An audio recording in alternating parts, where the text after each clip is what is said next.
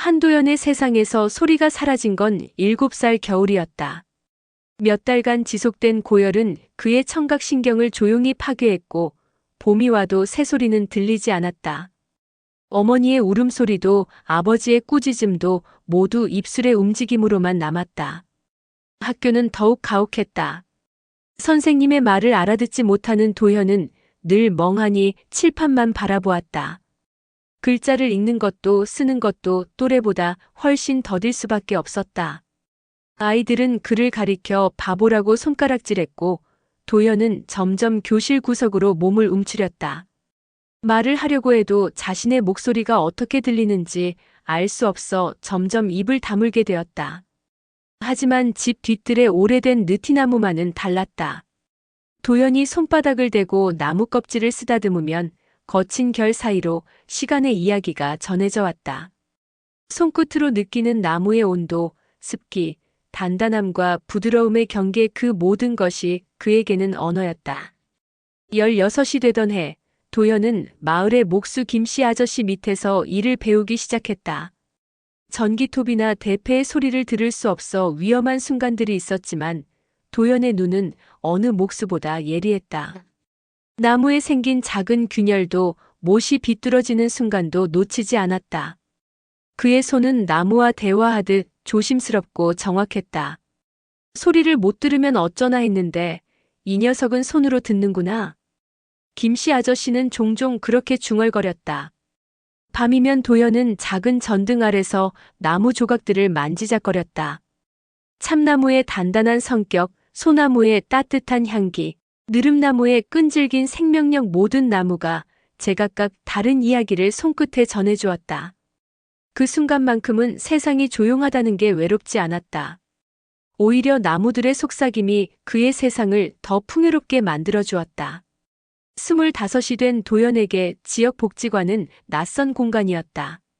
목수일로 다친 손목을 치료받으러 갔던 길에 우연히 복지관 게시판에 생활목 공교실 안내문을 보게 되었다. 망설이다가 용기를 내어 문을 두드린 것이 모든 것의 시작이었다. 안녕하세요. 처음 마주한 이선영의 미소는 따뜻했다. 도연이 서투른 발음으로 자신을 소개하자 그녀는 천천히 고개를 끄덕이며 들어주었다. 다른 사람들처럼 답답하다는 표정을 짓지도 대충 알아들었다며 넘어가지도 않았다. 여기서 뭘 만들어 보고 싶으세요?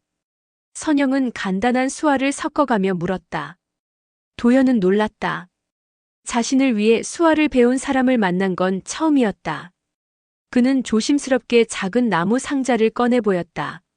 쉬는 시간에 만든 것이었는데 뚜껑에는 세밀한 꽃무늬가 새겨져 있었다. 와, 이거 직접 만드신 거예요? 정말 섬세하네요. 선영의 감탄에 도연의 얼굴이 붉어졌다. 지금까지 그의 작품을 제대로 봐준 사람은 김씨 아저씨뿐이었다. 선영은 상자를 이리저리 살피며 나무의 결을 살린 부분, 모서리를 다듬은 솜씨, 작은 경첩까지 하나하나 꼼꼼히 관찰했다. 손끝이 정직하시네요. 나무가 좋아하는 손이에요. 그 한마디에 도연의 가슴 깊은 곳에서 뜨거운 것이 올라왔다. 살면서 처음으로 누군가가 자신의 존재를 온전히 인정해주는 것 같았다. 그날부터 도연은 매주 복지관을 찾았다. 선영은 미술치료사였지만 도연에게는 그림보다 나무가 더 자연스러운 표현 수단이었다. 그녀는 도연이 만든 작은 의자, 컵받침, 연필꽂이를 모두 소중히 여겼다. 때로는 그의 작품을 다른 이용자들에게 자랑하기도 했다. 선영 씨는 왜 저를? 어느 날 도연이 어려운 발음으로 물었다.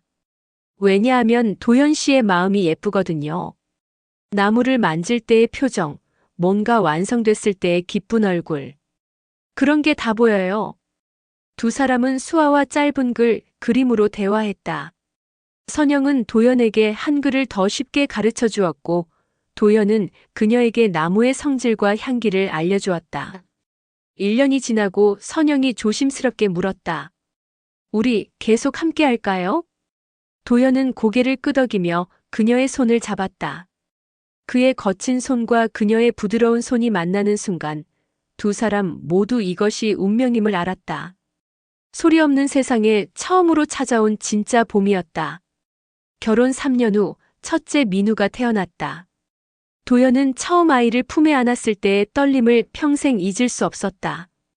작은 숨소리, 보드라운 피부의 온기 모든 것이 기적 같았다. 2년 뒤 둘째 지은이도 세상에 나왔고 도연은 더없이 행복했다. 하지만 아이들이 자라면서 현실의 벽은 점점 높아졌다. 도연의 작은 공방은 온 가족의 생계를 책임져야 했다. 그는 새벽부터 밤늦게까지 나무와 씨름했다.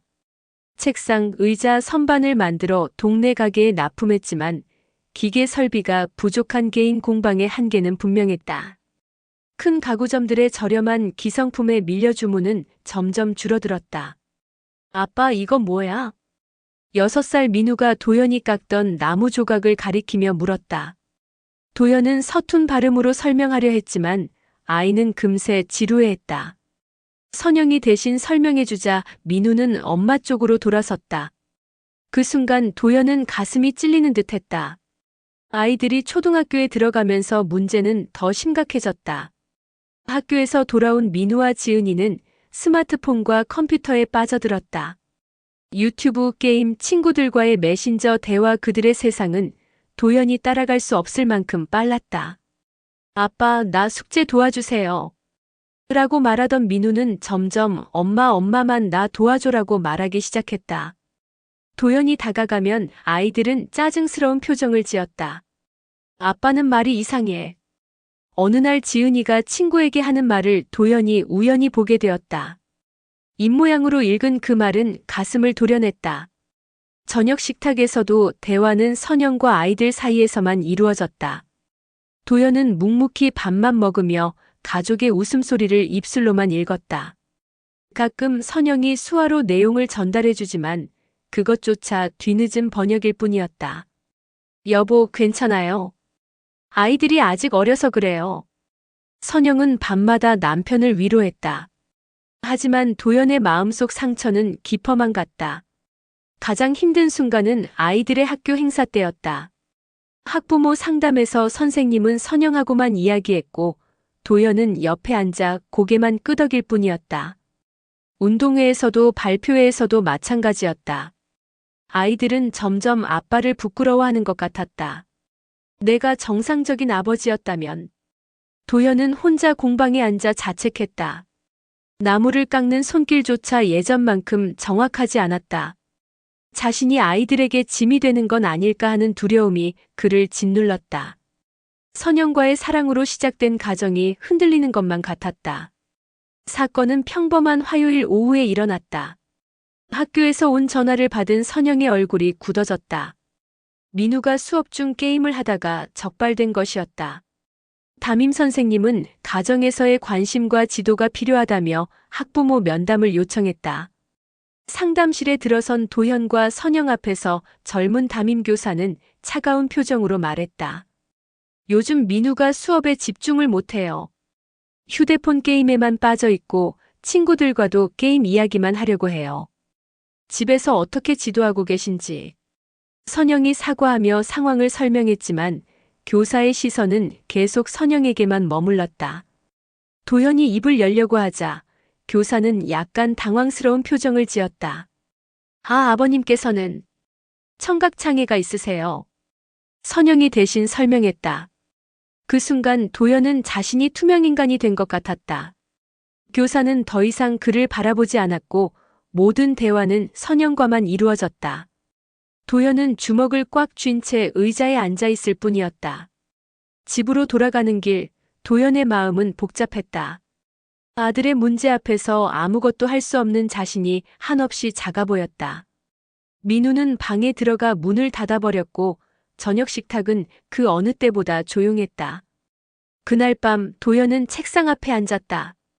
오랫동안 펜을 들여다보다가 조심스럽게 편지지에 글을 적기 시작했다. 한 글자 한 글자 삐뚤빼뚤한 글씨로. 민우야, 아빠가 말을 잘 못해서 미안하다. 오늘 학교에서 선생님 말씀을 들으니 마음이 아팠다. 아빠도 내 나이 때 많이 힘들었어. 친구들이 나를 이상하게 봤고 선생님 말씀도 잘 못 알아들었어. 그래서 너의 마음을 조금은 알 것 같다. 게임이 재미있는 건 아빠도 안다. 하지만 내가 그것 때문에 다른 중요한 것들을 놓치는 게 걱정된다. 아빠는 말로는 잘 표현 못하지만 너를 많이 사랑하고 믿는다. 우리 함께 뭔가 만들어 볼까? 내가 원하는 거 말해봐. 아빠가 편지를 민우 방문 앞에 놓고 돌아선 도연의 눈가에는 눈물이 맺혀 있었다. 다음 날 아침 민우가 조심스럽게 아빠에게 다가왔다. 아빠, 편지 읽었어요. 도연은 고개를 끄덕이며 아들을 바라봤다. 민우는 처음으로 아버지의 눈을 똑바로 마주봤다. 아빠, 저 책상 하나 만들어도 될까요? 제 방에 놓을 작은 책상이요. 그 순간 도연의 얼굴에 환한 미소가 번졌다. 선영은 멀리서 이 모습을 지켜보며 눈물을 훔쳤다. 그날부터 민우는 아빠의 공방에 자주 나타났다. 처음에는 어색했지만 나무를 깎고 사포질을 하며 부자는 말 없는 대화를 나누기 시작했다. 지은이도 호기심을 보이며 가끔 공방을 찾았다.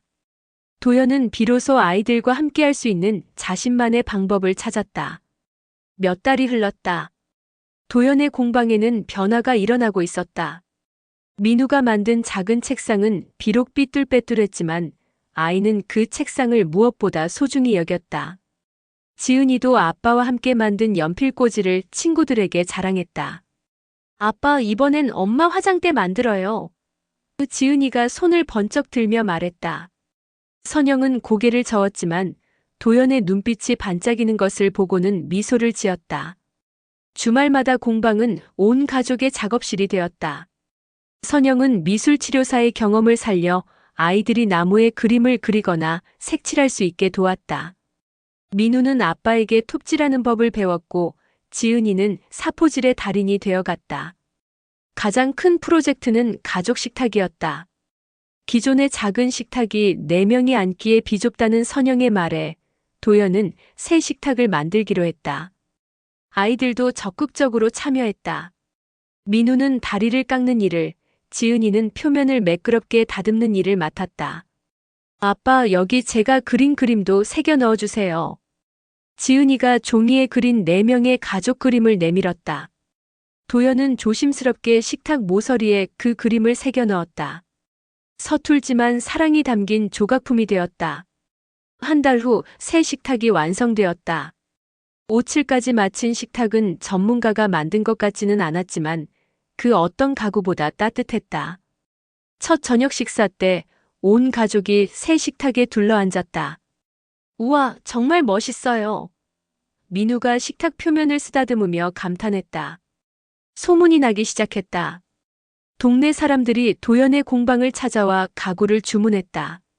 정성이 느껴진다. 아이들과 함께 만든다니 의미 있다는 말들이 들려왔다. 무엇보다 민우와 지은이가 아빠를 자랑스러워하는 모습이 보였다. 어느 토요일 오후 공방에서 작업하던 도연은 문득 주변을 둘러봤다. 벽에는 아이들이 그린 그림들이 걸려 있었고 선영이 꽃을 꽂은 나무 화병이 햇살을 받아 반짝였다. 민우가 만든 책상 위에는 지은이의 일기장이 놓여 있었고 가족이 함께 만든 의자들이 정다롭게 자리를 차지하고 있었다. 여보, 뭘 그렇게 보세요? 선영이 차를 가져오며 물었다. 도연은 수화로 대답했다. 행복해서요. 그러게요. 우리 정말 많이 변했죠? 그때 민우와 지은이가 학교에서 돌아왔다. 예전처럼 방으로 들어가지 않고 곧바로 공방으로 향했다. 아빠, 오늘 친구가 우리 집 식탁 얘기 듣고 부러워했어요. 지은이가 신나게 말했다. 저도 반 친구들한테 아빠가 목수라고 자랑했어요. 민우도 덧붙였다. 저녁 무렵 네 식구는 함께 만든 식탁에 둘러앉았다. 선영이 준비한 저녁을 먹으며 하루 있었던 일들을 나누었다. 도연은 아이들의 입모양을 읽으며 고개를 끄덕였고 때로는 서투른 말로 대답했다. 아이들은 더 이상 아빠의 발음을 이상하게 여기지 않았다. 우리 참 잘 버텼지? 선영이 미소 지으며 말했다. 도연은 고개를 끄덕이며 민우와 지은이의 손을 잡았다. 거친 목수의 손과 아이들의 작은 손이 만났다. 소리가 없어도 말이 서툴러도 이 순간만은 누구보다 선명했다. 그들의 가족은 불완전해서 더 완전했고 끝내 서로의 영원한 편이 되어 주었다.